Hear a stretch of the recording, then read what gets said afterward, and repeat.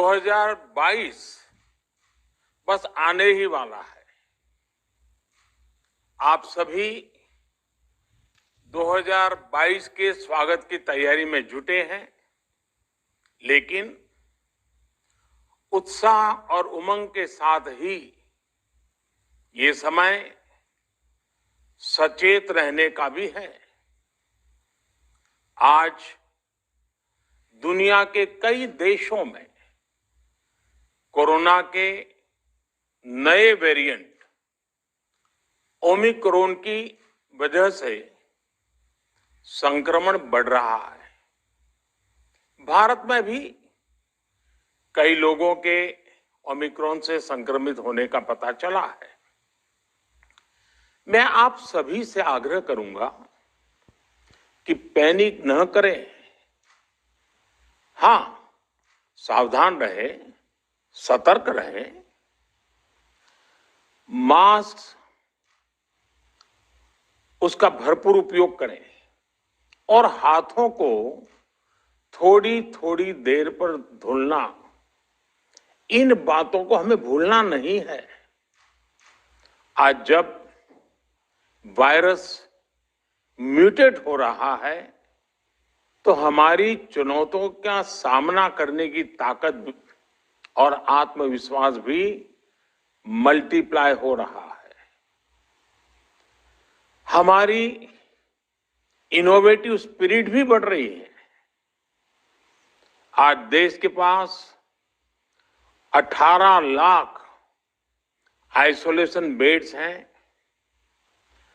5 lakh oxygen supported beds हैं, 1,40,000 ICU beds हैं।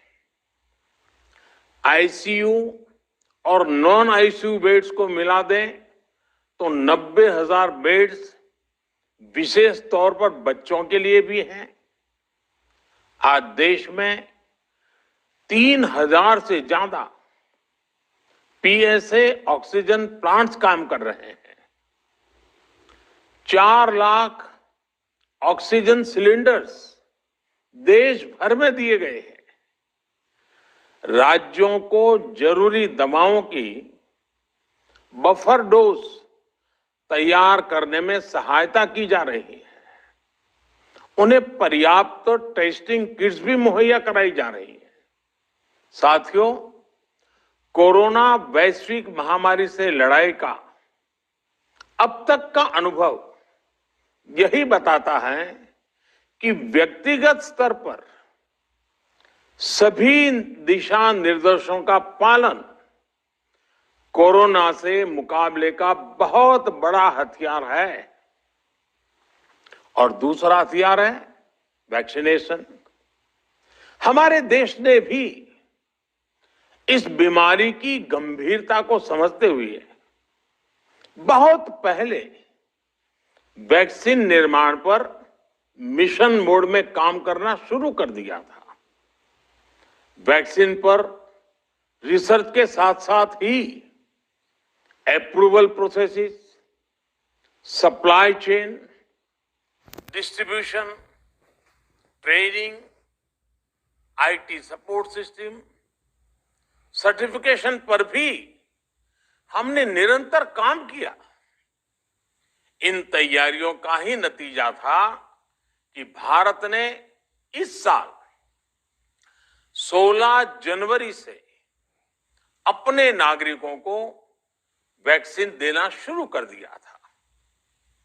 ये देश के सभी नागरिकों का सामूहिक प्रयास और सामूहिक इच्छा शक्ति है कि आज भारत 141 करोड़ वैक्सीन डोज के अभूतपूर्व और बहुत मुश्किल लक्ष्य को पार कर चुका है। आज भारत की वयस्क जनसंख्या में से 61% से ज्यादा जनसंख्या को वैक्सीन की दोनों डोज लग चुकी है। इसी तरह वयस्क जनसंख्या में से लगभग 90% लोगों को वैक्सीन की एक डोज लगाई जा चुकी है। आज हर भारतवासी इस बात पर गर्व करेगा कि हमने दुनिया का सबसे बड़ा, सबसे विस्तारित और कठिन भौगोलिक स्थितियों के बीच इतना सुरक्षित वैक्सीनेशन अभियान चलाया। कई राज्य और विशेष तौर से टूरिज्म की दृष्टि से महत्वपूर्ण राज्य जैसे गोवा, उत्तराखंड, हिमाचल जैसे राज्यों ने 100% सिंगल डोज वैक्सीनेशन का लक्ष्य हासिल कर लिया है। आज देश के दूर सुदूर गांवों में जब 100% वैक्सीनेशन की खबरें आती हैं तो मन को संतोष होता है। यह प्रमाण है हमारे हेल्थ सिस्टम की मजबूती का, हमारी टीम डिलीवरी का,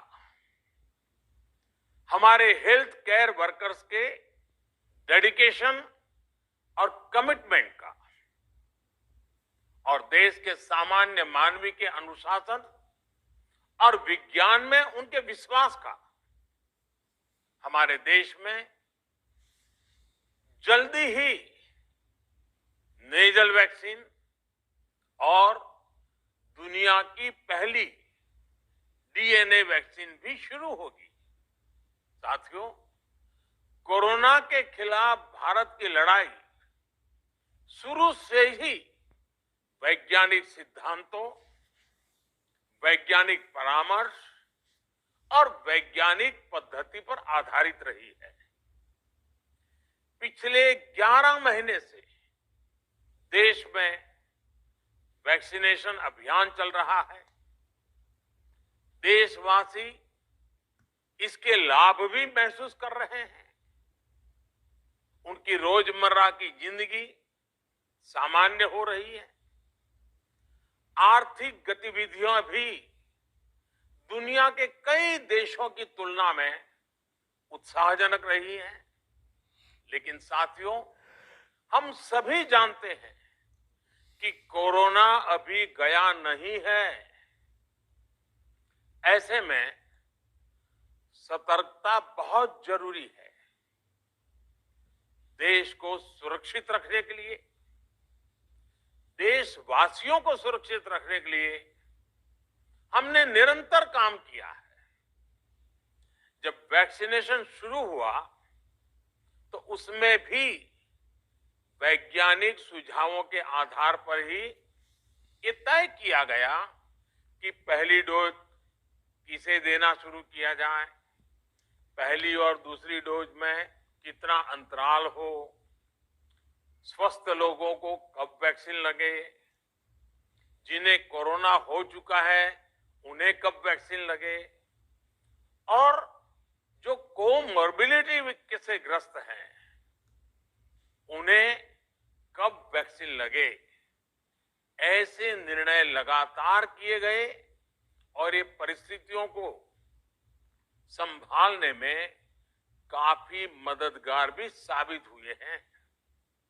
भारत ने अपनी स्थिति परिस्थिति के अनुसार भारत के वैज्ञानिकों के सुझाव पर ही अपने निर्णय लिए हैं। वर्तमान में ओमिक्रॉन की चर्चा जोरों पर चल रही है। विश्व में इसके अनुभव भी अलग अलग है, अनुमान भी अलग अलग है। भारत के वैज्ञानिक भी इस पर पूरी बारीकी से नजर रखे हुए हैं, इस पर काम कर रहे हैं।